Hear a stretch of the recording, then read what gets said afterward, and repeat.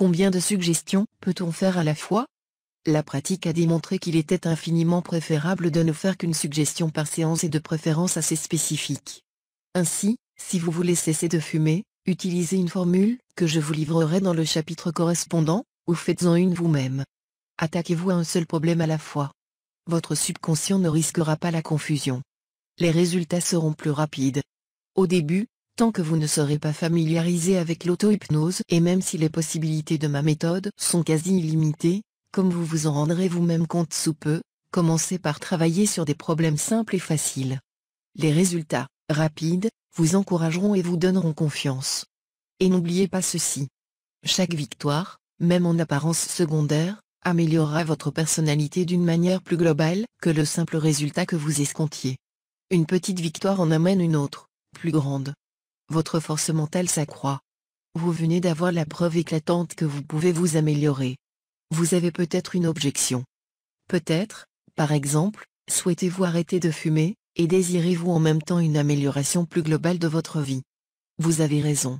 Et voici ce que je vous suggère. Lorsque je vous ai dit de ne pas travailler sur deux problèmes spécifiques à la fois, je voulais dire qu'il est mieux par exemple de ne pas chercher à améliorer sa mémoire et à maigrir pendant la même séance. Le subconscient, c'est le cas de le dire, ne saura pas où donner de la tête. Souvenez-vous qu'à bien des égards, il se comporte comme un ordinateur. Il ne vous viendrait pas à l'idée, et d'ailleurs ce ne serait pas réalisable, d'entrer simultanément deux programmes dans un ordinateur. Mais il est légitime de vouloir transformer sa vie en général, tout en travaillant sur un problème particulier. Voici ce que je vous propose. Vous allez choisir deux formules par séance, l'une, générale. L'autre, spécifique. Vous allez commencer par la première, pendant quelques minutes, puis vous vous attaquerez à la seconde. Une des formules générales des plus répandues est sans doute la célèbre phrase d'Amil Coué, le modeste pharmacien de Nancy, qui a transformé la vie de milliers de gens grâce à sa méthode. Peut-être la connaissez-vous déjà. Plusieurs auteurs l'ont utilisée ou ont imaginé des variantes. Elle est pour ainsi dire idéale, au niveau formel. Vous verrez qu'elle répond à tous les critères que nous avons établis. La voici, chaque jour, et à tout point de vue, je vais de mieux en mieux. Cette formule est positive, progressive, brève, simple. Et elle a le grand avantage de toucher tous les aspects de la vie. Je l'utilise depuis des années et je dois dire que ses effets prodigieux n'ont cessé de me stupéfier. Aussi, je vous la recommande fortement. Chaque jour, et à tout point de vue, je vais de mieux en mieux. 1. Votre suggestion doit être formulée de la manière la plus positive possible. 2.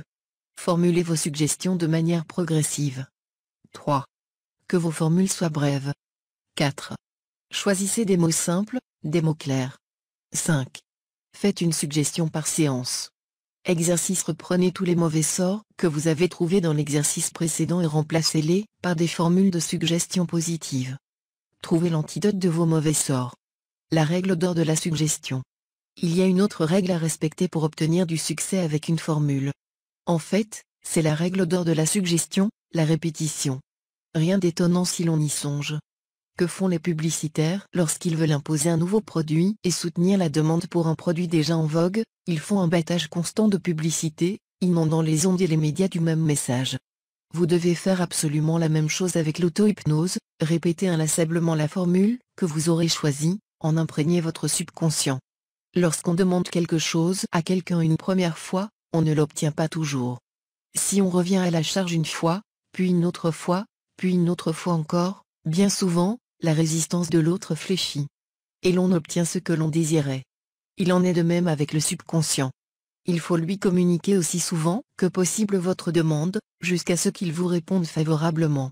Napoléon a dit, ce que l'on désire ardemment, constamment, on l'obtient toujours. Il savait de quoi il parlait. Comment dialoguer avec votre subconscient? Qui dit dialogue implique nécessairement deux personnes. Dans le cas qui nous occupe, il s'agit de vous et de votre subconscient. L'expression dialogue n'est pas abusive lorsqu'on décrit la relation que vous pouvez entretenir avec votre subconscient. On a vu comment vous deviez vous adresser à lui. Soit dit en passant, vous pouvez lui formuler des demandes extrêmement spécifiques. Vous l'avez d'ailleurs, la règle d'or de la suggestion et la répétition. Probablement fait sans vous en rendre compte dans le passé. Et vous avez obtenu une réponse. Le docteur Joseph Murphy, un des plus éminents spécialistes de la pensée positive, dont les livres se sont vendus à des millions d'exemplaires à travers le monde, en donne un exemple saisissant dans son best-seller, La puissance de votre subconscient, dont je vous recommande chaudement la lecture. Voici ce qu'il dit: un jeune homme qui suit mes cours fit l'expérience suivante. Son père était décédé apparemment sans laisser de testament. Cependant sa sœur lui dit que leur père lui avait confié qu'il avait testé de façon à être juste envers tous. Tous les efforts pour retrouver ce testament restaient vains. Avant de s'endormir, il parla à son esprit profond comme suit: je remets cette requête à mon subconscient. Il sait exactement où ce testament se trouve et il me le révèle. Puis il résuma par un seul mot sa requête. Réponse, le répétant maintes et maintes reprises comme une berceuse, et il s'endormit sur cette parole.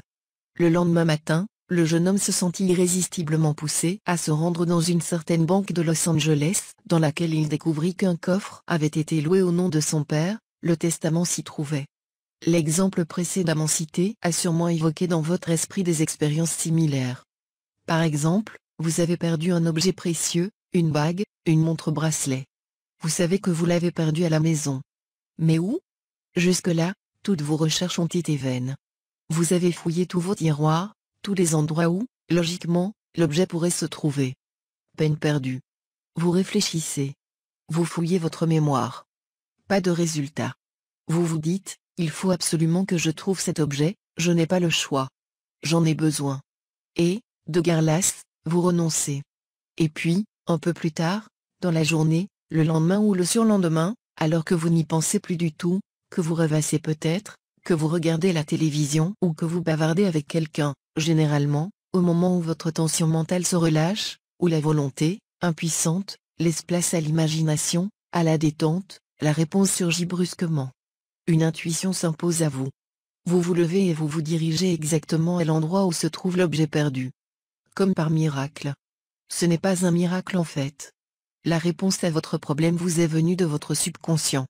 Souvenez-vous, le subconscient n'oublie rien, lui. Il enregistre absolument tout. Lorsque, distraitement, vous avez déposé votre bague ou votre montre-bracelet à un endroit inhabituel, votre subconscient était à l'écoute, lui, toujours vigilant. Et cette information ne lui a pas échappé. Il l'a enregistrée.